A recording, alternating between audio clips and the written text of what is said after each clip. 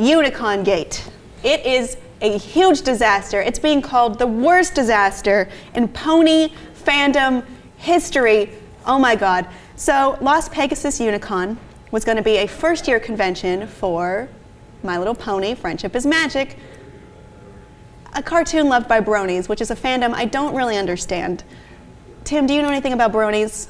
Yes, I sort of understand bronies. Explain it. I do not get it at all, and I've tried so hard. You know how sometimes people like to do things that are lame because it's ironic? No, because I am so cool all the time. Anyway, people like to do lame stuff sometimes, being ironic. But then they grow to love that thing that they love to hate on. Okay. And then they become sincere in their love and then fandom. So bronies are sincere? And then they dress up like ponies.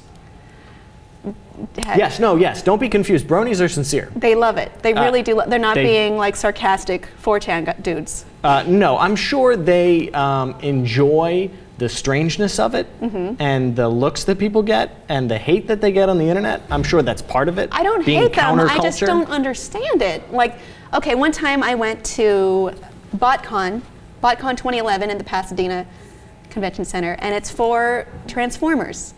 And they had a Q&A with some of the creators, which was pretty awesome, until this guy came up, all clad in blue, rainbow mane. I'm being told this is Rainbow Dash, and he asked a really obscure question about some episode in My Little Pony's Friendship is Magic. It was akin to, in the itchy and scratchy CD-ROM, is there a way of getting out of the dungeon without the wizard's key? And it's just like, no, nobody friggin' knew the answer. And it was so confusing. Oh, I mean, that's part of it. That's being the center of attention. So you like that?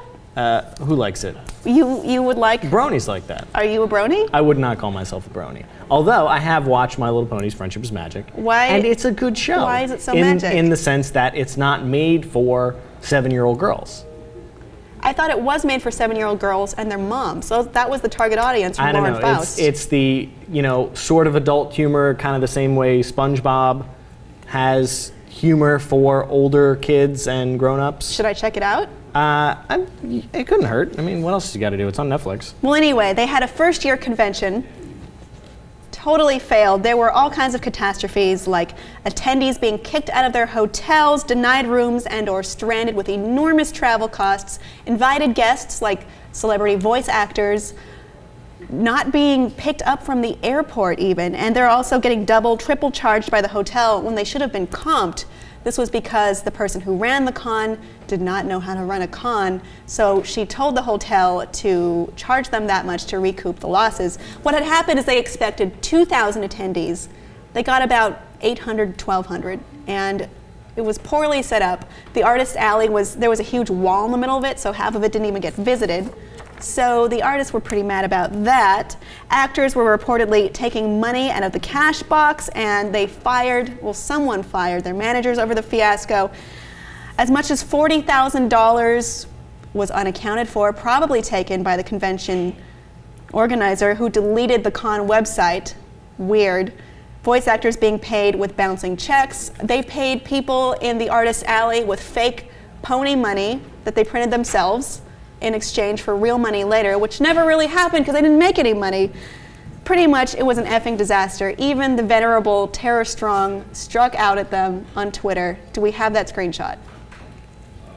Hey, Las Pegasus Uni, please stop saying you paid the talent. Your check bounced. I have not been paid a dime. You ruined it for all first-year cons. She has a point. You got to pay the talent. Yeah. Well, they thought that... With real money, not pony money. Not fake pony money that you printed yourself. Who thought that would work? Who thought that would be a good idea? Well, they thought, like, you can exchange it later. It's like fun money, you know? It's like money, but fun. But pretty much... It sounds like a ridiculous heist. It kind of is, involving ponies. So it was called vendor bits, and they were supposed to exchange it later for real money. It wasn't for fun. It was just because they didn't have any money. At the pony bank? I don't know. I don't understand. Well, from the organizer who made off with $40,000. I don't really understand what happened. They held a charity fundraiser to try and recoup their losses and pay the talent. Anyway, the point here is... It's a strange definition of charity, but yeah. Yeah, not really. Like, we fucked up and lost all the money, so give us more money, so we...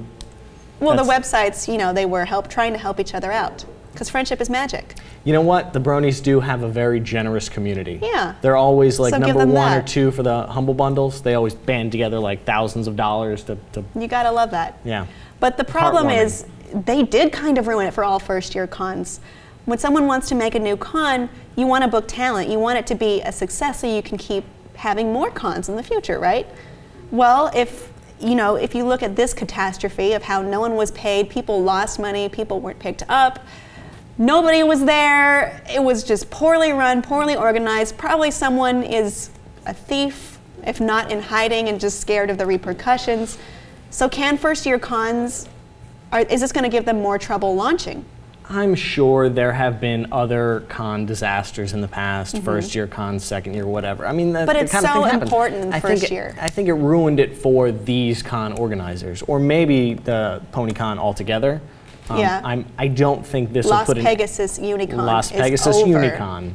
I don't think that it will really affect other franchises trying to start cons in the future. Well, if the talent or the special guests look at this as, a sign of what could happen, they would probably stay away. They're going to go to the bigger cons. Well, like, that always could like happen. Comic-Con. Are we saying Well, this is the biggest con fiasco of all time? I would say yes.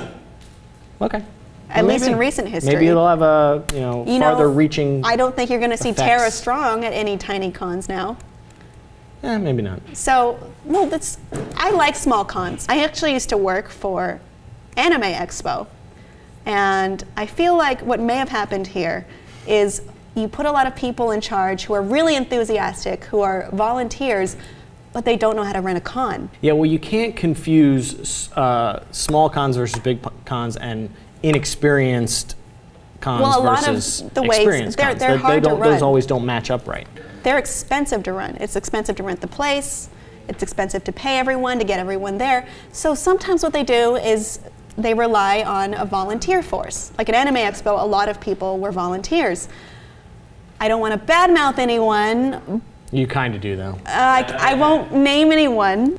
Sometimes people have a lot of passion for what the con is about. So for me, it was people had a lot of passion for anime, and they want to get into that con, and they figure volunteering for the con is the best and cheapest way to do it. The thing is, though, when they work, they don't really know what they're doing. They're kind of half-assing it because all they want to do is go to the con and not really help the con get run.